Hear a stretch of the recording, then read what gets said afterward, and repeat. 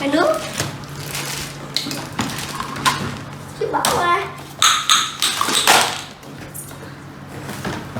nè. Bánh kem này mẹ. Wow. Là chết cho. Cái gì vậy? Cái này gáp lại nè. Gáp lại sao nè. Nè. Con có cái này bánh kem mà. Vì gáp thì sao vậy mẹ? Con bánh kem. Con hổ bò.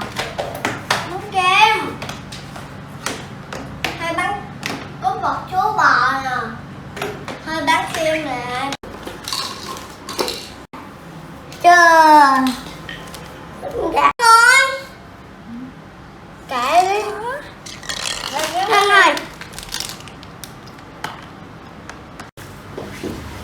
Lấy bỏ con mèo vô. Cần nào.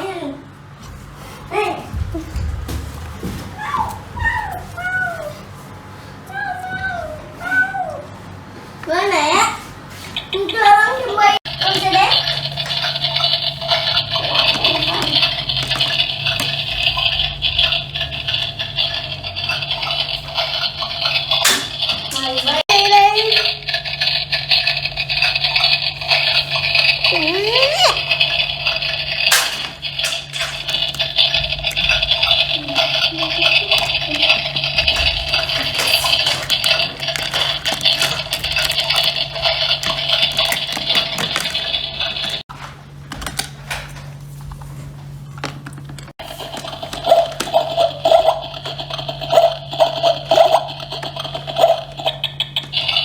Xíu nữa con ve các bạn xíu này.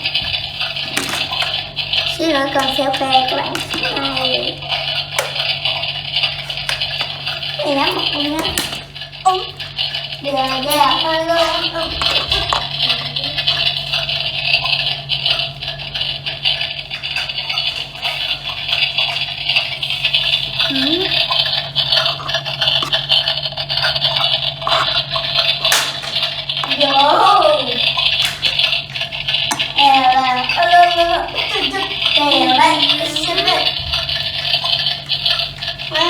Mày chạy đi bánh đi. Sao? Tôi chọn đi. Đây, tôi chọn. Nếu tôi chọn này. Trứng. Đây. Để biết khác thôi. Cho tôi trước đi. Cho tôi thấy bánh bò gà sao. Cho tôi thấy bánh xà sao. Rồi có 2 khách ngồi đây chờ ăn đó nha. Mẹ ăn bánh burger đó. Nấu ăn gì? Trứng. Ăn món gì? Trứng. Hamburger với trứng nha. 2 dĩa, 1 dĩa hamburger với dĩa trứng nha. Dạ.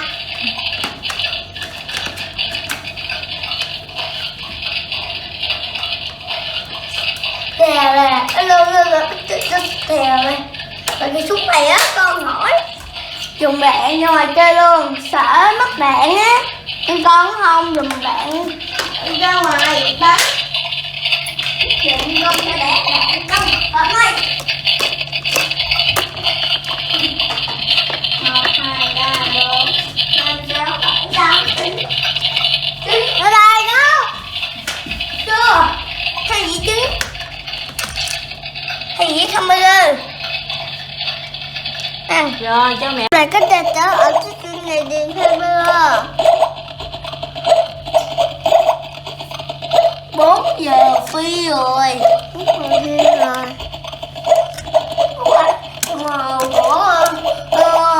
Tụi nó ăn thì 4 giờ phi luôn rồi. 4 giờ phi. Chắc có mà quá. Mình đi bữa kia có mà đấy. Mình sẽ mua súp này. Mua súp sẵn rồi. Không có con ma nào. Dạ mình nói nha. Ok các bạn ơi.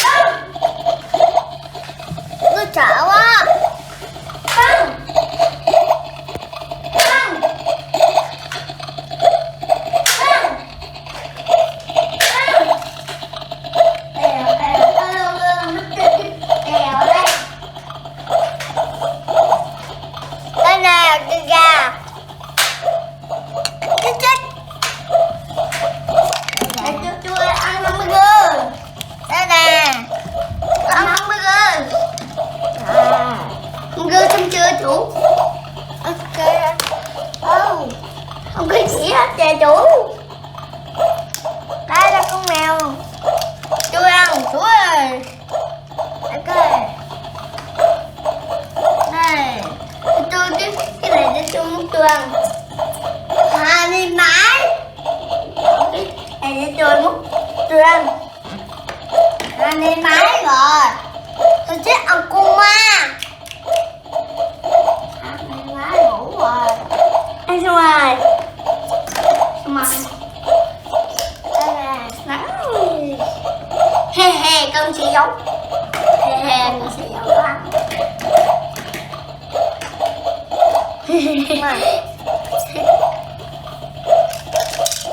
Đó. Không biết con.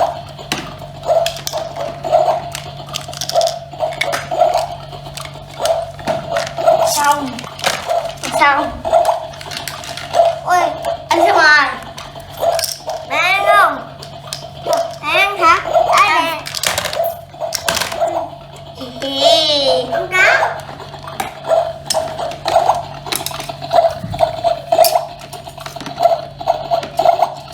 Cái này đấy là cược.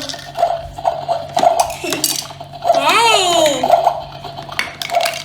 đó xong rồi giống quá băng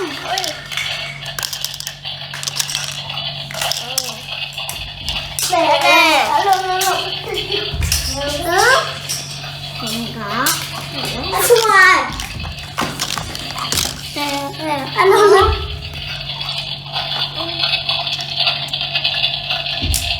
anh xong rồi anh xong rồi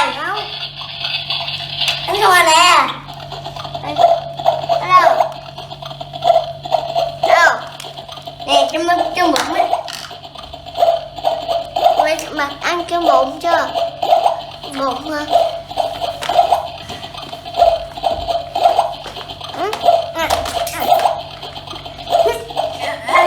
con cá con cá nó nấu hả ăn miếng sao mẹ ăn không nhiều miếng cho mẹ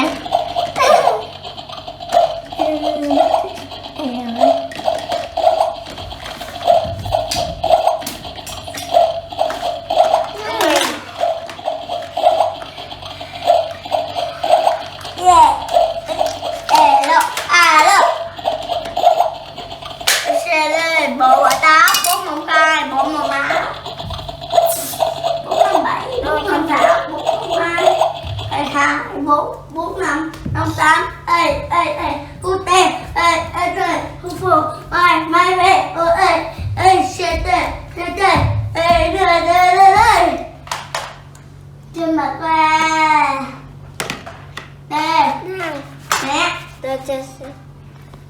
mẹ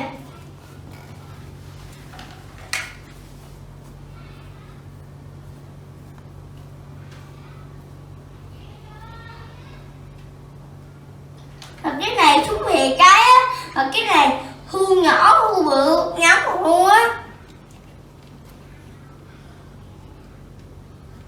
Đây kia bỏ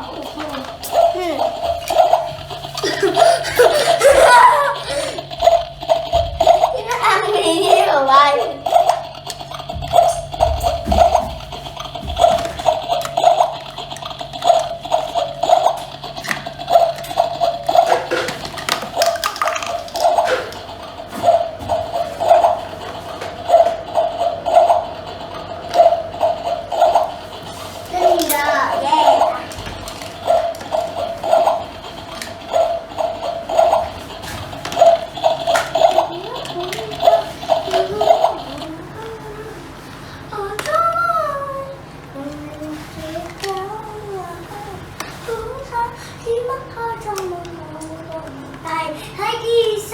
Một mình anh đây quá, anh là ai? Lấy hướng sao?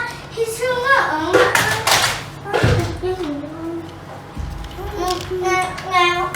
ngao ngày ướt đi.